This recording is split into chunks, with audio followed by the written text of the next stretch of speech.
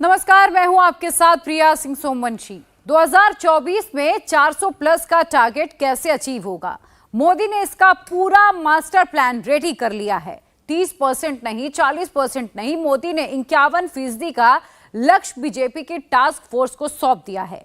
गृह मंत्री अमित शाह ने बस थोड़ी देर पहले ये कहा कि 24 में एक ऐसी ऐतिहासिक जीत हासिल करनी है कि उसके बाद विपक्ष भी 10 बार सोचे कि मोदी को चुनौती दी जाए तो कैसे। मोदी ने अपनी टीम को 51% का जो टारगेट दिया है, वो टारगेट अचीव कैसे होगा? जिन राज्यों में बीजेपी 19 में नहीं जीत पाई, 24 में वो राज्य मोदी कैसे जीत पाएंगे? जिन सीटों पर बीजेपी का वोट शेयर 30% या 40% रहा, उन सीटों पर मोदी 51% का स्ट्राइक रेट कैसे ला पाएंगे? दिल्ली में 2 दिनों की मैराथन मीटिंग में इसका पूरा सीक्रेट फॉर्मूला बना है।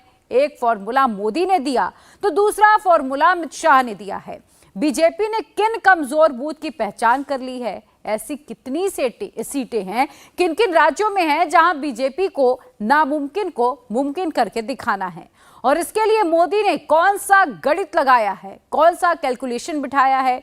मोदी की पार्टी एक सीट का माइक्रो मैनेजमेंट करके 24 में चैंपियन कैसे बनेगी? एक एक डिटेल आपको मिलेगी हमारे इस रिपोर्ट में।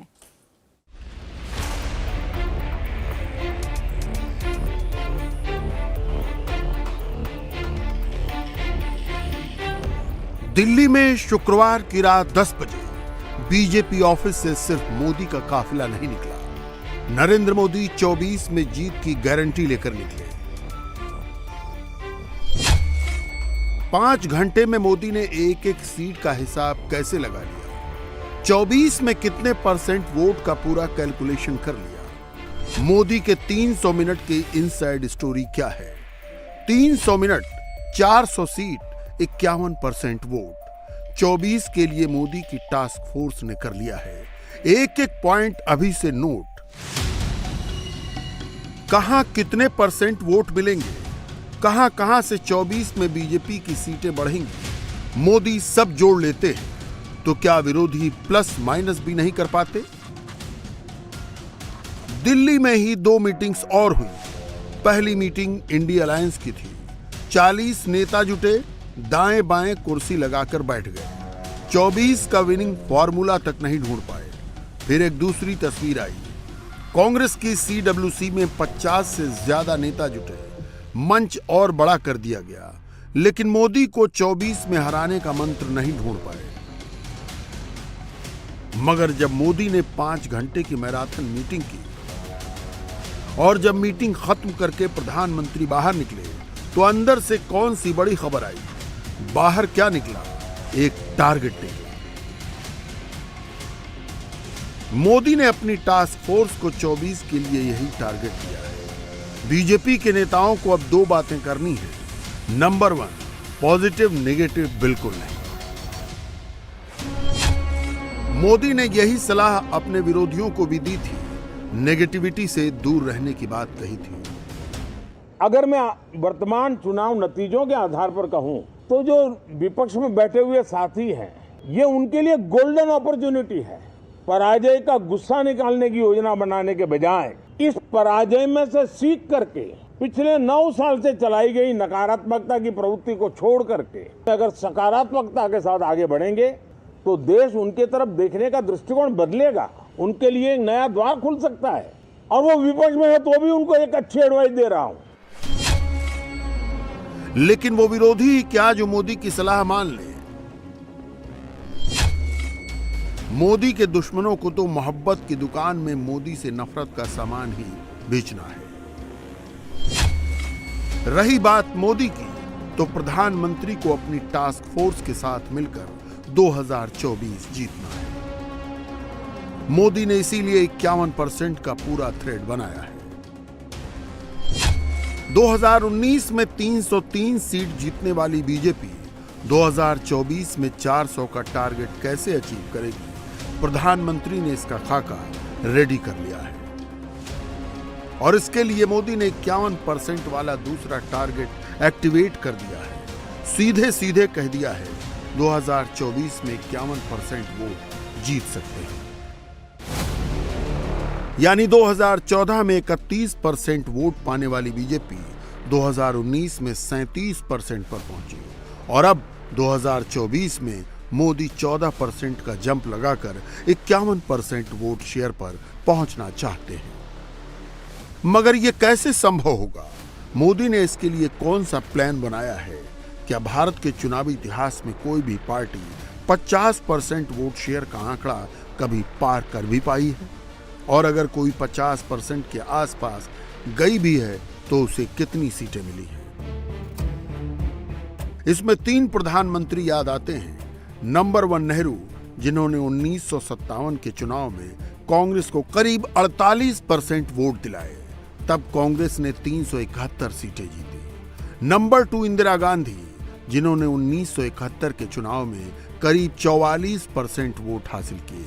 तब कांग्रेस ने 352 सीटें जीती। 50% के सबसे नजदीक जाने वाले पीएम थे राजीव गांधी, जिन्होंने 1984 में कांग्रेस को करीब 49% वोट दिलवाए और कांग्रेस ने तब 414 सीटें जीती थी। नेहरू के टाइम में देश में एक ही पार्टी का दबदबा हुआ करता था, यानी कांग्रेस। इंदिरा के टाइम में कोई स्मार्टफोन नहीं था। राजीव के टाइम में न कोई आइडिया था न कोई सोशल मीडिया। बावजूद इसके कांग्रेस को जब 50% के करीब वोट आया, सीटें या तो 350 प्लस हो गईं या 400 के पार पहुंच गई। मगर मोदी के पास तो आइडिया भी है, सोशल मीडिया भी है, माइक्रो मैनेजमेंट करने वाली पार्टी भी है।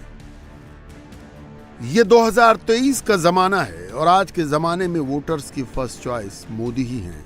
इसीलिए 24 में 400 प्लस भी मुमकिन लग रहा है और मोदी का 51% वोट हासिल करने वाला मंत्र भी पॉसिबल दिख रहा है।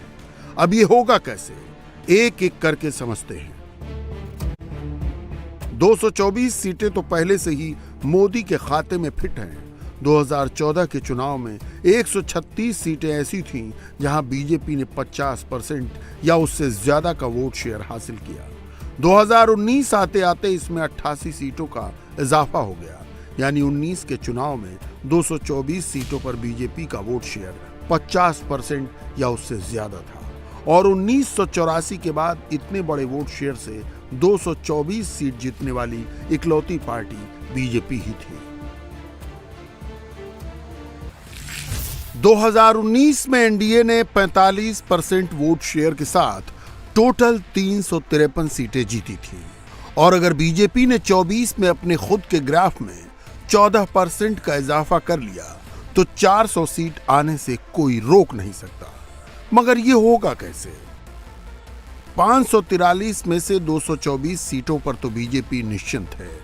बाकी बची 319 सीटों पर काम अभी से शुरू है और इनमें वो सीटें सबसे इंपॉर्टेंट हैं जहां बीजेपी ने 40% के आसपास वोट तो हासिल किए, मगर उन सीटों पर 19 में जीत नहीं मिली। हारी या कमजोर सीटों में से ज्यादातर सीटें दक्षिण और पूर्वी राज्यों की हैं। इसके अलावा उत्तर प्रदेश, झारखंड, महाराष्ट्र, पश्चिम बंगाल, बिहार की भी कई सीटें हैं। चलिए एक एक करके सबको डिकोड करते हैं। 19 के चुनाव में बिहार की 40 लोकसभा सीटों में बीजेपी 17 सीटों पर लड़ी और 17 की 17 सीटें जीत गई। वोट शेयर रहा 24%। उस वक्त जेडीयू भी एनडीए का हिस्सा थी, वो भी 17 सीटों पर लड़ी और 22% वोट शेयर के साथ 16 सीटें जीत गई। लेकिन इस बार पेच ये है कि नीतीश एनडीए से अलग हो चुके हैं, इंडिया अलायंस से जुड़े हैं। तो क्या वो 24 में मोदी का वोट काट देंगे? 14 और 19 का कैलकुलेशन करने पर क्या पता चलता है? 14 के चुनाव में जब नीतीश अकेले लड़े तो जेडीयू 2 सीट पर सिमट गई, बीजेपी 22 सीटें जीत गई। 19 में जब नीतीश मोदी साथ लड़े तो दोनों ने मिलकर 40 में से 33 सीटें जीत ली। अब 24 में जब बीजेपी अकेले अपने दम पर बिहार में लड़ेगी तो उसकी सीट ऐड ही होंगी, घटेंगी नहीं। नुकसान नीतीश का ही होगा। इसी तरह की स्क्रिप्ट महाराष्ट्र में भी लिखी जा सकती है, क्योंकि अब उद्धव भी मोदी का हाथ छोड़ चुके हैं, विरोधी गुट को ज्वाइन कर चुके हैं। 14 में जब ये दोनों साथ में लड़े तो महाराष्ट्र की 48 लोकसभा सीटों में से 23 बीजेपी ने जीती, 18 शिवसेना ने जीती। 19 में भी सेम टू सेम यही नंबर रिपीट हुआ। जब दोनों पार्टियां साथ थीं तो 14 में इनका ज्वाइंट वोट शेयर 48% था। 19 में ये बढ़कर 51% हो गया। मगर 24 में उद्धव इंडी अलायंस के साथ लड़ेंगे। ऐसे में मुमकिन है कि महाराष्ट्र में भी बिहार वाला हाल हो जाए, बीजेपी को बम्पर सीट मिल जाए, उद्धव को भारी नुकसान हो जाए। मोदी की पार्टी अगर 51% वोट शेयर हासिल करना चाहती है तो उसके लिए बंगाल और ओडिशा पर ध्यान देना होगा। इस वक्त बंगाल में बीजेपी 40% वाली कैटेगरी में है और मोदी चाहते हैं कि इस 40% को 50 के पार ले जाया जाए। पश्चिम बंगाल की 42 लोकसभा सीटों में से 19 में बीजेपी को 18 सीटें मिली थी। वोट शेयर 40.6% था। नोट करने वाली बात यह है कि बंगाल की 42 में से 5 सीटें ऐसी थीं जहां बीजेपी का वोट शेयर 50% या उससे ज्यादा था, यानी ये सीटें 24 में मोदी के लिए कन्फर्म हैं। बंगाल की 10 सीटों पर बीजेपी का वोट शेयर 45% के करीब या उससे ज्यादा था। मोदी को इन 10 सीटों पर 50% का टारगेट अचीव करना है। बंगाल की 13 सीटें ऐसी थीं जहां बीजेपी का वोट शेयर 40% या उसके आसपास था। 24 में इन सीटों को 50 के करीब लेकर जाना होगा। इन 13 सीटों में से बीजेपी केवल 3 सीट जीत पाई थी। 10 सीटों पर 40% वोट लाकर भी बीजेपी हार गई थी। अगर यहां वोट शेयर बढ़ा लेती है तो खट से उसकी सीटें 18 से 28 तक पहुंच जाएंगी। बंगाल की 12 सीटों पर बीजेपी का वोट शेयर 30% के आसपास था। यहां 20% का इजाफा करना होगा और 2 सीटें जहां बीजेपी सिर्फ 11 से 17% वोट शेयर ला पाई, वहां मोदी की पार्टी को सबसे ज्यादा मेहनत करनी होगी। क्योंकि पश्चिम बंगाल में मोदी के सामने ममता बनर्जी की चुनौती है। वो भले ही इंडी अलायंस का हिस्सा हों, लेकिन बंगाल में बीजेपी को सबसे ज्यादा खतरा टीएमसी से ही है। इसीलिए मोदी ने खास फोकस बंगाल पर रखा है, क्योंकि यहां पर सवाल 42 लोकसभा सीटों का है। इसी तरह ओडिशा की 21 लोकसभा सीटों में से बीजेपी ने करीब 39% वोट शेयर के साथ 2019 में 8 सीटें जीती थी। अगर बीजेपी यहां भी 10 से 12% वोट शेयर बढ़ा लेती है तो 24 में वो बीजेपी और कांग्रेस से आगे निकल जाएगी, सबसे ज्यादा सीटें जीत जाएगी। बीजेपी इन सभी सीटों पर अपना प्लान एक्टिवेट कर चुकी है, मगर बीजेपी के लिए सबसे ज्यादा कंसर्न उन 160 सीटों पर है जहां 2019 के चुनाव में उसे हार मिली। बीजेपी ने इन सभी सीटों को डिफिकल्ट सीट्स की कैटेगरी में रखा हुआ है। तेलंगाना से लेकर केरल तक मामला थोड़ा फंसा हुआ है। 19 के आंकड़े कहते हैं कि तेलंगाना में बीजेपी का वोट शेयर सिर्फ 19% था, केरल में 13%, आंध्र प्रदेश में 1%, तमिलनाडु में करीब 4%। बीजेपी को इन राज्यों में कड़ी मेहनत करनी होगी। वैसे बीजेपी को भी पता है कि दक्षिण के राज्यों से उसे ज्यादा फायदा नहीं होगा, उल्टे घाटा होगा। इसका सीधा सा मतलब यह है कि इन राज्यों में ग्राफ चाहे जितना भी बढ़े, बीजेपी को बाकी जगह 60% लाना ही होगा।